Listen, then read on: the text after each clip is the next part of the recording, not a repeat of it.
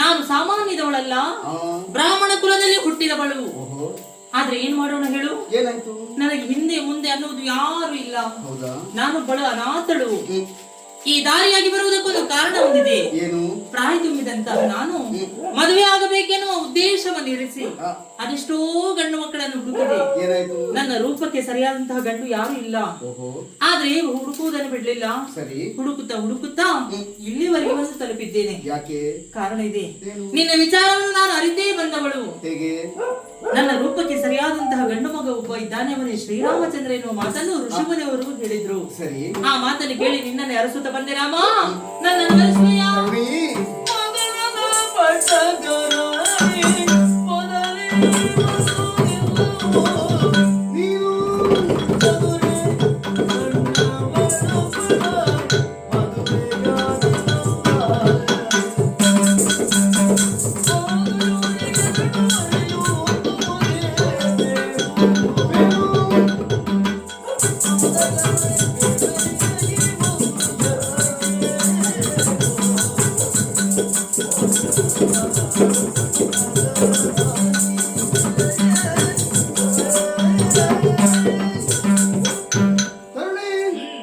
ಪಂಚವಟಿಯ ಕಾಡಿನಲ್ಲಿ ಅದೆಷ್ಟೋ ಸಮಯದಿಂದ ವಾಸವಿರುವವರು ನಾವು.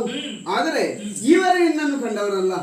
ಈ ದಿನ ಎದುರು ಬಂದವಳೆ ವಿಧ ವಿಧವಾಗಿ ಹೊಗಳಿದೆ. ಮುಂದುವರೆದು ನನ್ನನ್ನು ಒರೆಸಬೇಕು ರಾಮ ಎಂಬುದಾಗಿ ಕೇಳಿಕೊಳ್ಳುತ್ತಾ ಇದ್ದೀಯ. ಆದ್ರೆ ಏನ್ ಮಾಡೋಣ ಹೇಳು? ನೀನು ಬಂದ ಸ್ವಲ್ಪ ತಡವಾಯಿತು. ಕಾರಣ ಇದೆ. ಈ ಮೊದಲೇ ಸೀತೆಯನ್ನು ವರಿಸಿದವ ನಾನಿದ್ದೇನೆ. ಹಾಗಿರುವಾಗ ಏಕಪತ್ನಿ ವ್ರತಸ್ಥನಾಗಿರುವುದರಿಂದ ನಿನ್ನನ್ನು ವರಿಸುವರೆ ಸಾಧ್ಯವಿಲ್ಲ. ರಾಮ, ನಾನು ಮೊದಲಾಗಿ ಒಂದು ಮಾತನ್ನು ಹೇಳಿದ್ದೇನೆ. ಹೇಗೆ? ನಾನೊಬ್ಬಳು ಅನಾಥಳು ಎನ್ನುವ ಹಾಗೆ.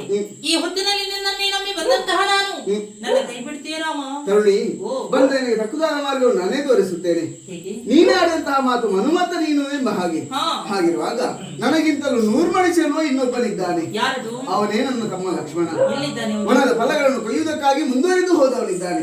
ನೇರವಾಗಿ ಆತನ ಬಳಿಗೆ ನೀ ತೆರಳು. ನಾನಾಡಿದಂತ ಮಾತನ್ನು ಆತನಲ್ಲಿ ತಿಳಿಸು. ಸರಿಯಾದ ದಾರಿಯನ್ನು ಅವನೇ ತೋರಿಸುತ್ತಾನೆ. ಸರಿ, ಹಾಗಾದ್ರೆ ಹೋಗಿ ಬರ್ತೇನೆ.